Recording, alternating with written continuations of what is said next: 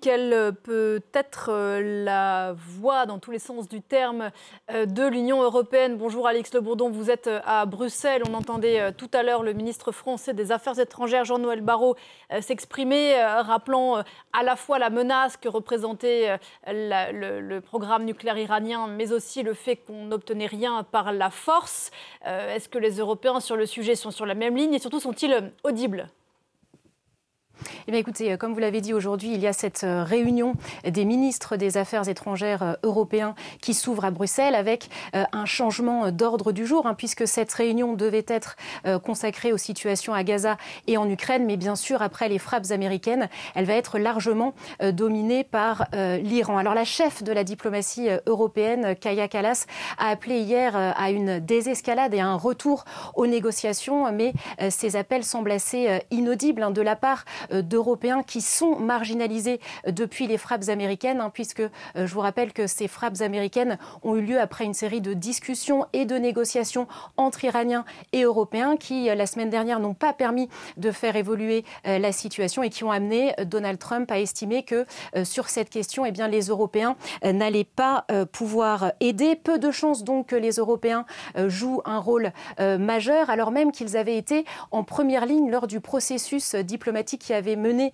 on s'en souvient en 2015, à la signature de l'accord sur le nucléaire iranien, un accord qui prévoyait un allègement progressif des sanctions contre Téhéran en l'échange d'un contrôle sur son programme nucléaire, un accord duquel on s'en souvient aussi en 2018, Washington s'est retiré. Resterait peut-être pour les Européens un levier, c'est une clause prévue dans cet accord sur le nucléaire iranien qui s'appelle le snapback et qui permet aux signataires de cet accord de réimposer les sanctions à Téhéran.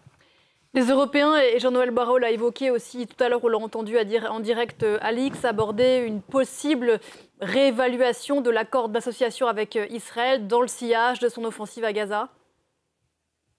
En effet, et ça, ce serait une sanction pour Israël, puisque cet accord d'association permet, par exemple, à l'État hébreu d'avoir un accès privilégié au marché européen. Mais les Européens sont divisés sur la possibilité de suspendre cet accord d'association. Seulement 17 pays européens se sont dit favorables à cette suspension. Donc, ce qu'on étudie pour le moment, ce serait plus des majorités qualifiées autour de la suspension seulement de certaines parties de cet accord d'association. De toute façon, aucune décision formelle ne sera prise aujourd'hui. Une autre réunion des ministres des Affaires étrangères européens aura lieu début juillet. Et puis je vous rappelle que cette semaine, ce jeudi, s'ouvre ici à Bruxelles un sommet des chefs d'État et de gouvernement.